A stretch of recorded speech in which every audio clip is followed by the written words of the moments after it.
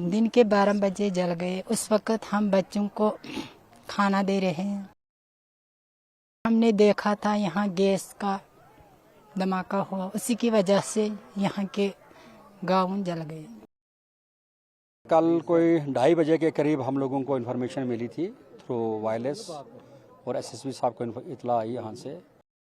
हमें रिपोर्ट कल रात तक आई थी, वो आई थी 40 के करीब घर जो है जद में आए हैं, लेकिन अभी मुझे बताया गया कि 68 स्ट्रक्चर्स जो हैं वो इसकी जद में आए हैं। यहाँ रिलीफ और रिहेबिलिटेशन का जो काम है इसके लिए हम आए हैं। यहाँ जायज़ा लेके जो भी तहत ज़ाब्ता होगा हम करेंगे।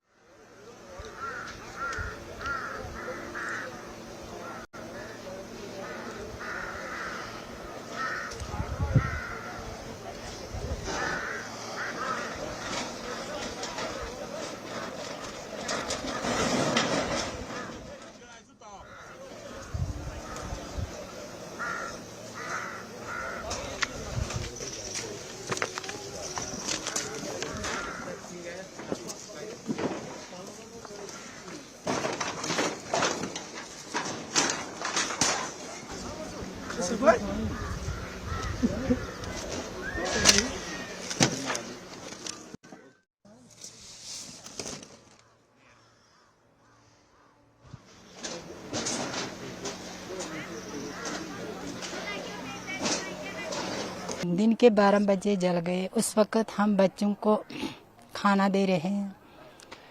फिर हमने देखा था यहाँ गैस का धमाका हुआ, उसी की वजह से यहाँ के गाँव जल गए। हम इसी के करीब थे, ये 4-5 मकान थे, उसको कुछ नहीं निकल गया उधर से। आंगनवाड़ी सेंटर 2 भी वो भी जल गए। उस वक़्त हम बच्चों को खाना दे रहे हैं। हम ऑन ड्यूटी था उधर अपनी ड्यूटी पर। यहाँ हमें कुछ भी नहीं निकला है।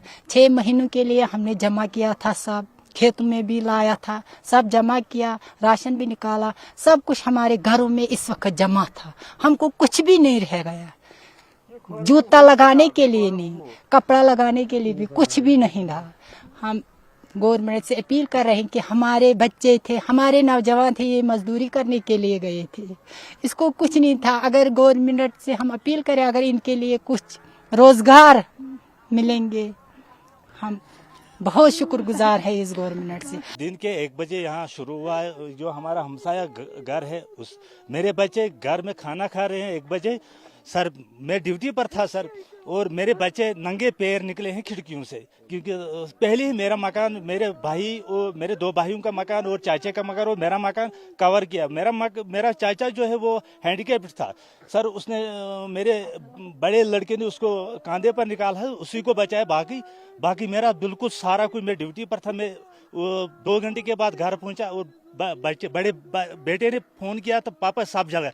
मैंने कहा कि आप एक बात करो कि अपना आप को बचाओ, सिर्फ अपने आप को बचाओ, मैं भी आ रहा हूँ, हमें किसी चीज की जरूरत नहीं है। तो शुक्र है अल्लाह का, मेरे बच्चे बच गए। बाकी जो कुछ भी मेरे पास थे, 4 भाई के और मेरे 2 मकान बिल्कुल खाकिस्तर हो गए।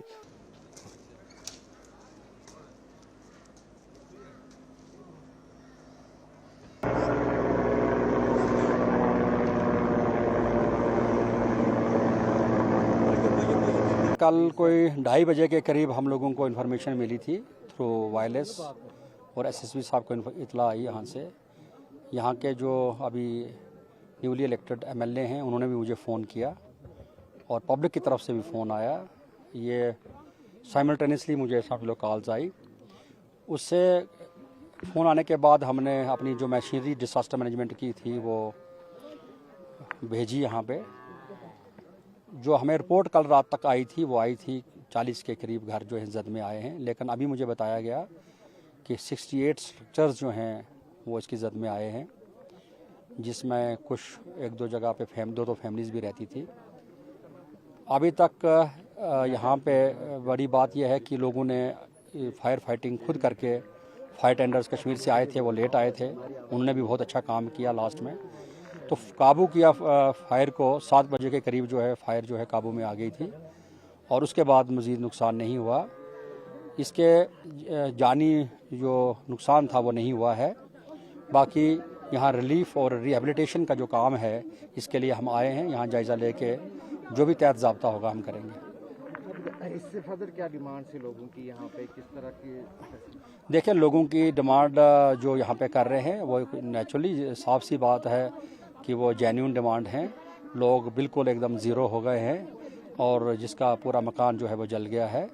तो तहत ज़ाब्ता जो भी डिसास्टर मैनेजमेंट के रूल्स होंगे या गवर्नमेंट की जो पॉलिसी होगी, भरपूर इनकी मदद की जाएगी और दोबारा से इनको रिकन्स्ट्रक्ट किया जाएगा। तो कोई रिलीफ अभी इंस्टेंटली आप दे रहे हैं इनको? जस्ट मैं अभी आया हूँ, नेचुरली अभी मैंने इनको कहा जैसे मैं फाइल खोलूँगा हम कार्रवाई कर अभी से ही हम रिलीफ और रिहेबिलिटेशन का काम शुरू कर देंगे।